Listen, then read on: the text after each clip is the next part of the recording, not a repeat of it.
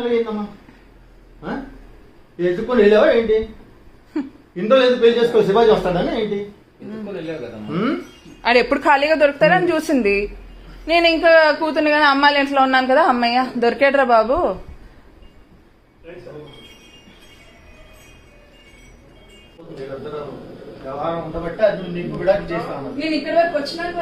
పోనీ అది కాదు సార్, పోనీ ఆ మాట చెప్పేస్తే ఇబ్బంది ఉండదు కదా.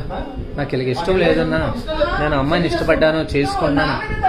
నీది కూడా తప్పే కదమ్మా, నువ్వు కూడా చెప్పాలి కదా. ఆల్రెడీ నీకు ఒక వైఫ్ ఉంది, ఒక పాప ఉంది, నువ్వు క్లియర్ చేసుకో.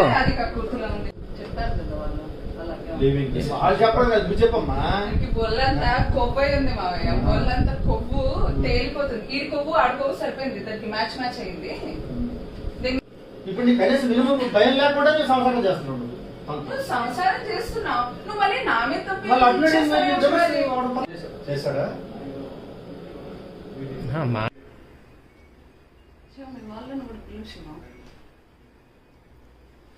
వస్తారు, అందరూ వస్తారమ్మా. ఎందుకు వస్తారు, అందరూ వస్తారు. మీ వాళ్ళేంటి, నీ వాళ్ళేగా. ఇంకా అందరూ వస్తారు, అందరూ తెలుస్తారు. ఎందుకు? నేను వాళ్ళ వైఫ్ సార్. తనెవరో నాకు తెలియదు సార్.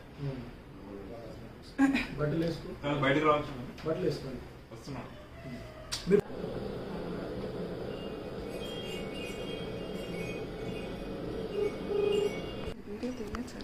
అన్నీ వచ్చాయి.